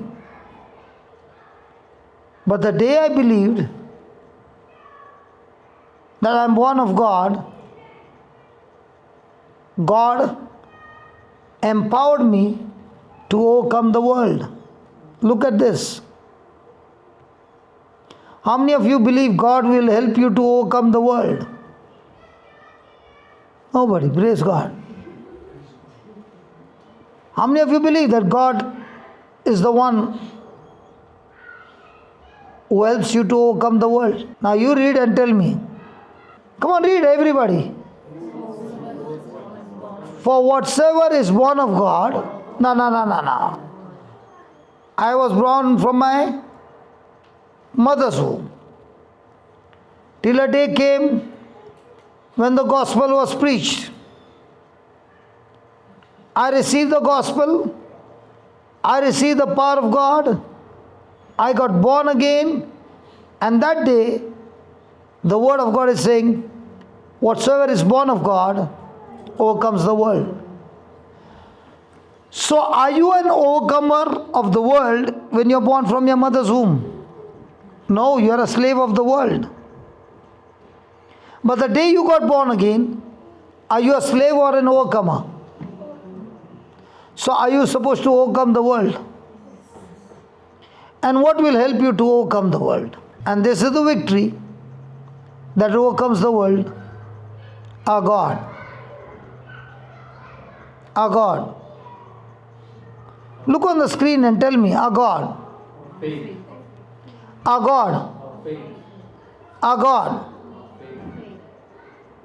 So who's going to give you victory? And what are you believing? You are a child of God, but who is going to give you victory? All these years, what were you thinking? So the moment you believe that you are born of God and He has put in you a power by which you are always an overcomer, overcoming the world. Okay, I'll give you an example. I take a kg of stone and I throw it into the water. What happens? What happens to the stone? It sinks. I take a 20 kg of one wooden block and I throw it into the same water. What happens? Why is 20 kg not going in? In the same way, when I am born of my mother's womb, I am sunk in this world, the world rules over me. But the moment I understand that through the word given to by Angel Gabriel to Mother Mary, in the same way, some preacher came and preached to you the gospel. And you receive the word. The Holy Spirit comes into you, gives you a new birth, and makes you now an overcomer. So is the world supposed to rule you, or you are supposed to have dominion over the world? So has God given this power to everyone over here? Yes. But do you know it? So I asked the Lord, Lord, can you please explain to me, how can I explain to them in a parable? So let me give you a parable. This lady goes to a restaurant with $5 in her pocket. No cards, cash $5. And she sits there and I come with a menu card, dinner menu card. Is she looking at the dinner or she is looking at $5? Which one? Is she looking at 20, 30? She's looking inside $5. Which one? Why is she looking inside $5? Well, that's what she has. That's what she has. So I said, Madam, anything else? No, this is enough. Just then a friend comes, one of the nurses, meeting, and saying, last week was your birthday, isn't it? And I'd gone out, I could not meet you and all that. And then, I don't have an envelope, please don't mind, okay? I wanted to give you a birthday gift, but it's okay. So here are $500 birthday gift, happy birthday.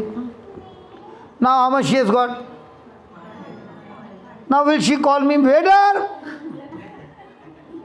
Now I'm asking, will she call me? Now is she looking for $5 or she's looking at the food, what she wants? And just then, my brother Niju and his family is entering in. Hey brother, come here, sit down here. Tell me what you want. How come now all our attitude changed? You won't do that? She's saying, I won't. Correct, no? So now why is she calling him? Because now she has the knowledge what she got. It's still covering only $200. Some other family come here, join me, man. Don't worry. Now why is she becoming so cheerful? Was she the same with $5 in her pocket? Now in the same way, when you were born from your mother's womb, you had no dollars. The world was ruling over you. The moment you got born again, got adopted in the family of God, heaven has given you his inheritance. Now how are you going to live? What happens to a person who went for a cruise? Every day during breakfast, lunch and dinner, he would go into his room and eat from the canned food which he had carried. On the last day he thought, I will go to the restaurant and buy some stuff. So he went there and he said, how much would the biryani cost? So the waiter said, why are you asking how much will the biryani cost? No, I've got limited money. So you mean to say all the 10 days you did not eat food? No, I had no much money. Now when you bought the ticket for the cruise, is food included? But this fellow did not eat. He was eating canned food. Why? Lack of knowledge. In the same way, is faith supposed to give you the victory? Is faith supposed to give you the victory?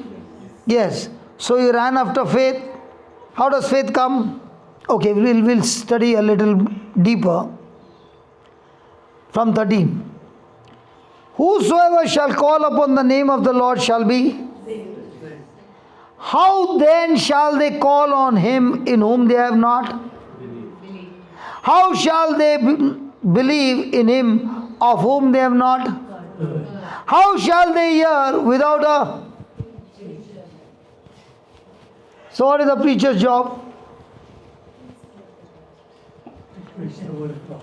So that you begin to believe. How shall they preach except they be? As it is written, how beautiful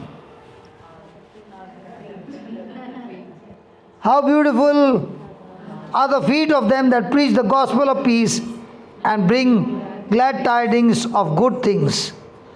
But they have not all obeyed the gospel. For Isaiah said, Lord, who has believed our report? So then, faith, say that faith cometh by hearing, and hearing the word of God. Did I say right or wrong? I said absolutely wrong. Again. Look at the screen. So then, faith cometh by hearing, and hearing the word of God. So what is so special about the word by? Why is faith cometh by hearing, and hearing the word of God wrong? If a person is saying faith cometh by hearing, and hearing the word of God, it's absolutely wrong. Faith cometh by hearing, and hearing by the word of God, absolutely right. What's the difference between the two?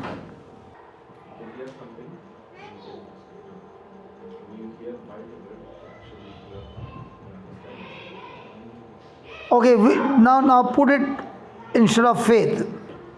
Put fear. And now read it.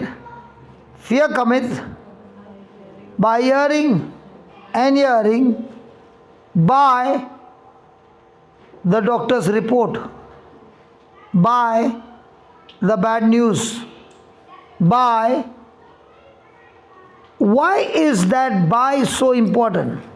See, there are many people who study the word, scriptures.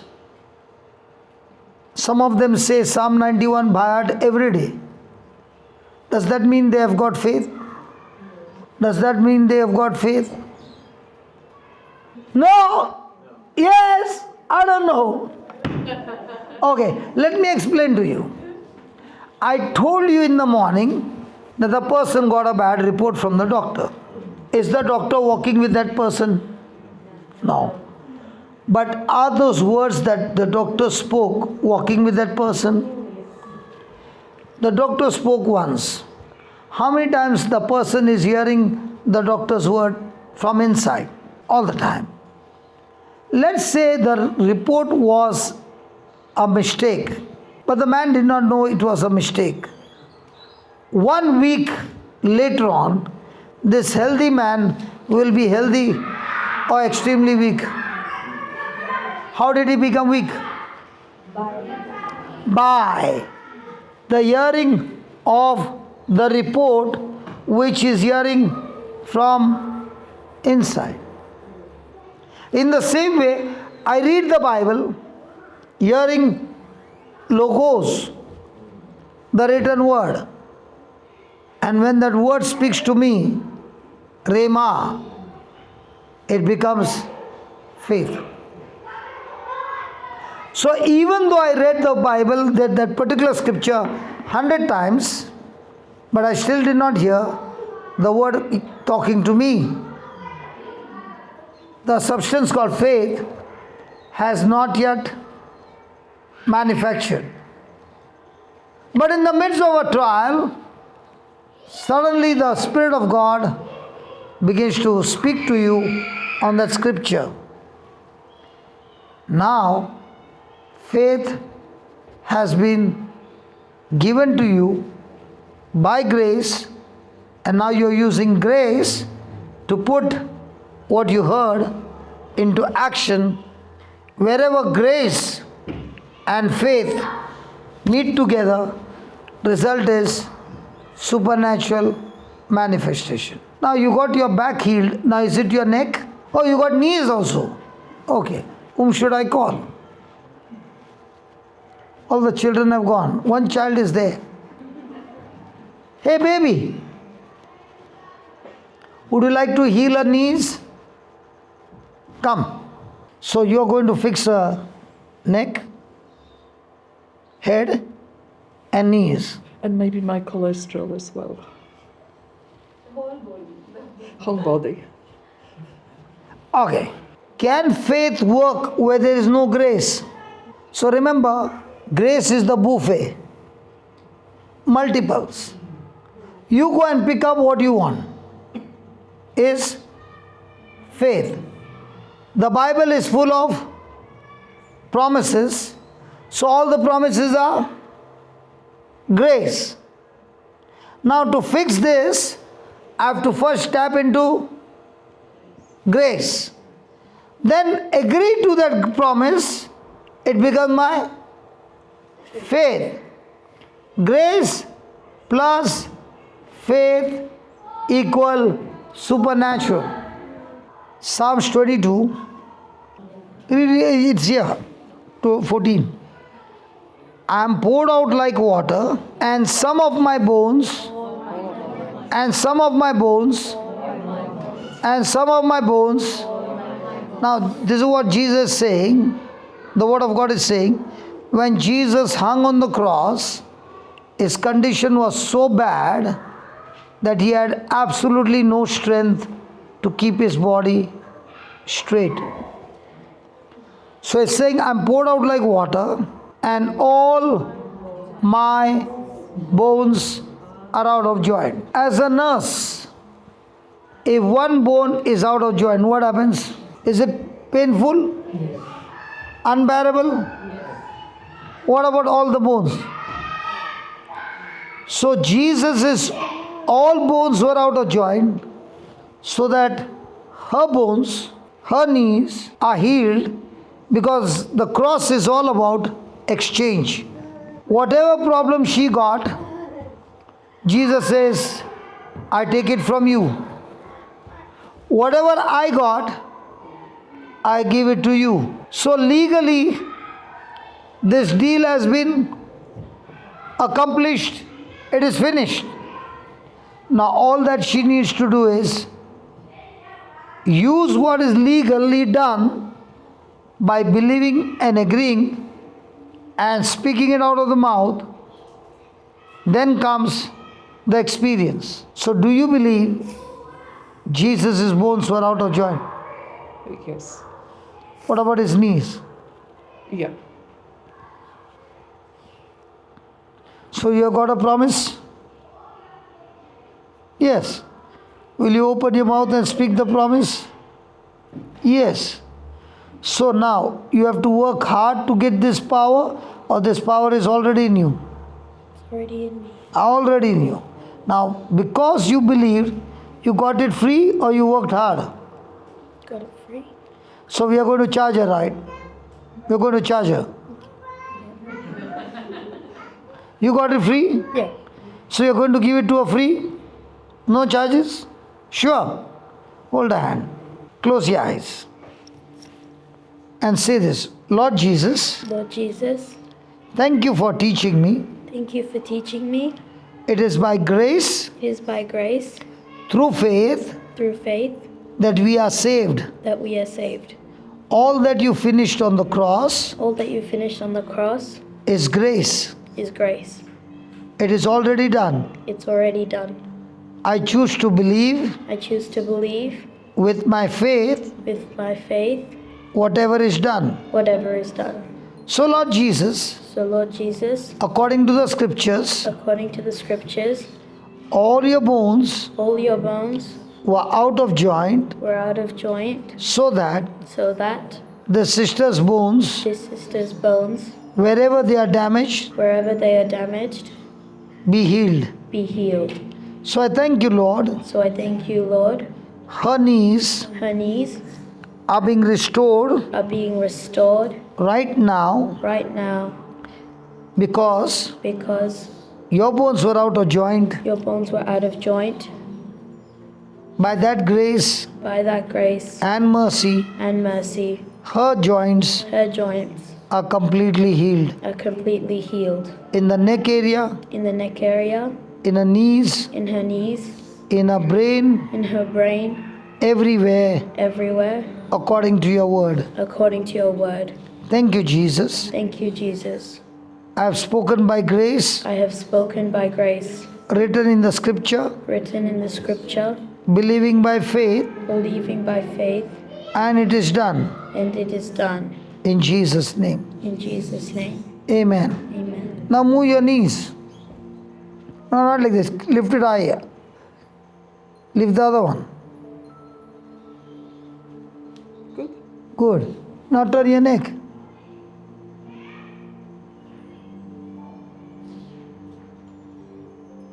Good.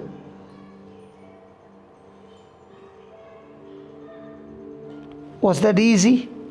Yes, So do you need to learn the Bible yes, so that you know what is covered under grace? yes. Then all you need to do is open your mouth and speak your faith. That's all. Ask her how many years she suffered. How many years have you Oh, suffered? my life. Most of my life. Most of your life means 120. Yeah? You are 120 years old. No, but I'm older than you. Just because your hair color is different. In India we use some color for our hair. I need to go to India to put some coloring. Why don't you come in February? We are having a free retreat in February. Okay. Yeah. Stay is free, food is free, everything is free. Oh, really? Not Alpha's. Sorry? Not Alpha. Plain. I said in India. Oh, in India. Coming to India is your problem. After landing is my issue. Coming to India, you can come first class, business class, no class. But you land at the airport, after that no charge. What about the fear of flying? What? There is no fear of flying. Are you the pilot? Oh, no? Then why you got fear?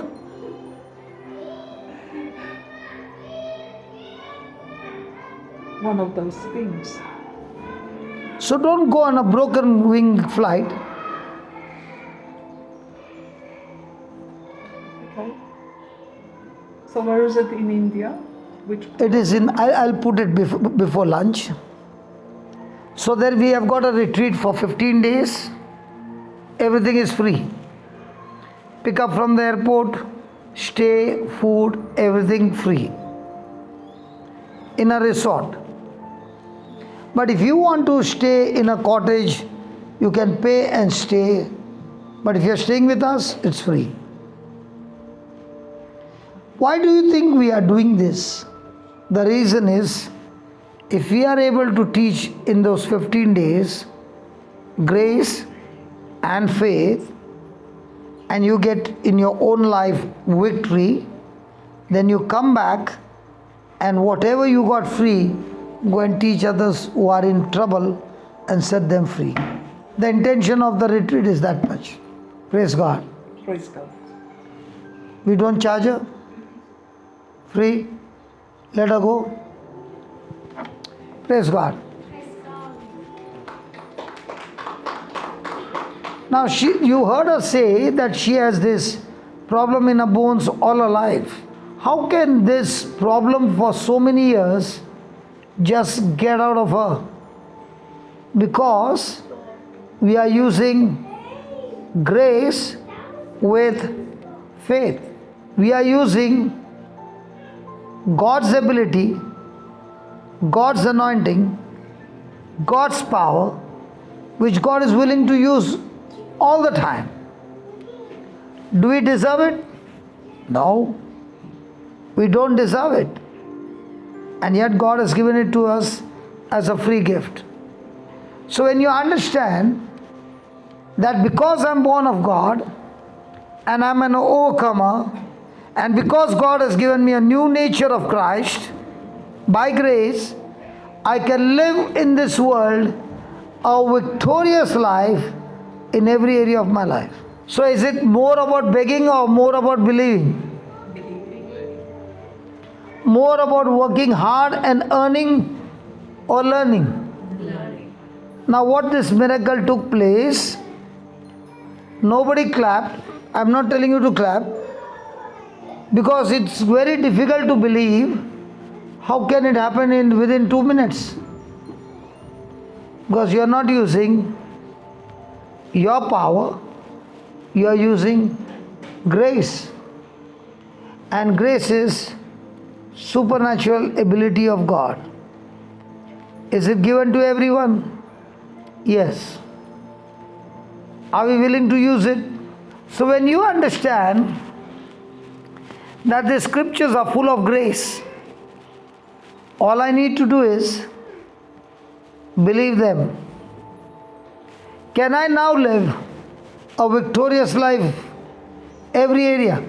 So do I need to pray more or learn more? So when you are learning, God is talking to you. When you are praying, you are talking to God. Which one do you prefer? Because when God is talking to you, He is teaching you the truths. Once you understand the truths, you apply the truths, your life is changed. So we'll just write down some few points and then I'll let you go. Okay? Write down. The last line you wrote was, when a person is saved, that person comes out of the law school and goes into. So did you see some grace school working happening? So do you want to sit in the law school or grace school?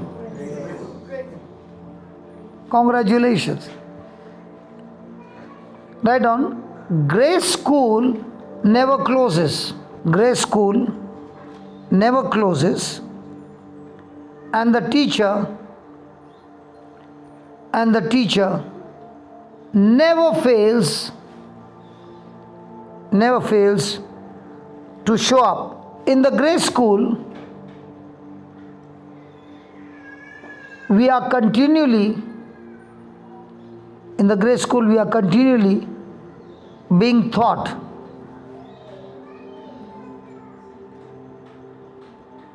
We are continually being taught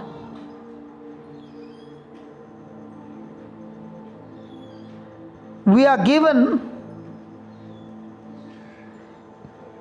the gift of salvation.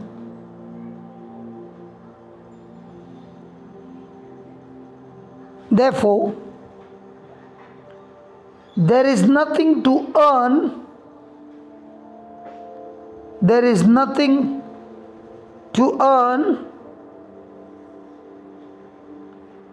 but there is much to learn.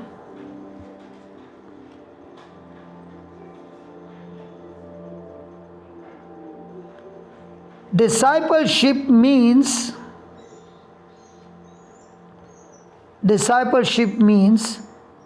learning.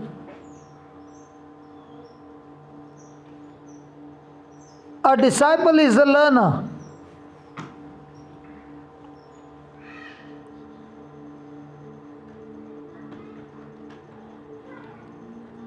We are learning to live as we are supposed to live. That is why no man can say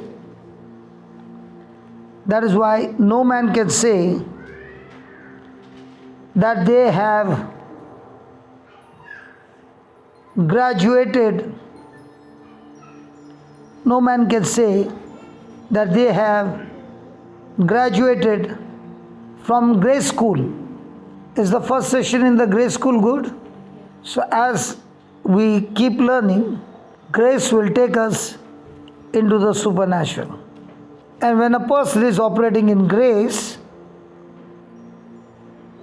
even the person who has never prayed in his life can tap into grace and get the job done. Under the law, you work hard to earn your healing, your deliverance, your blessing.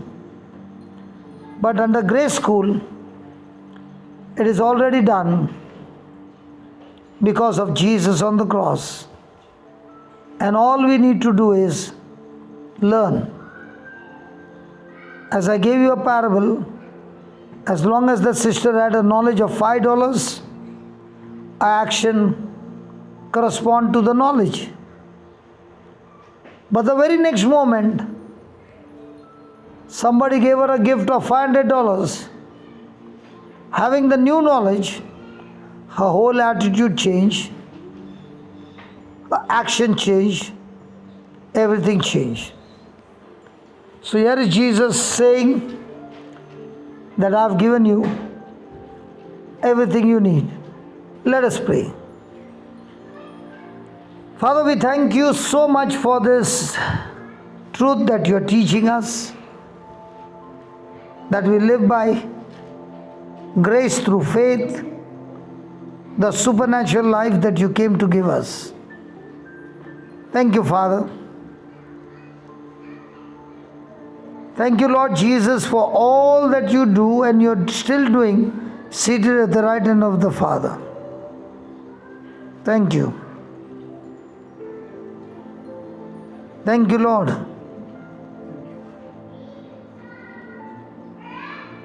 Thank you very much for your mercy and grace that we are able to learn things practical in our everyday life. Thank you and praise you for this in the glorious and mighty name of Jesus.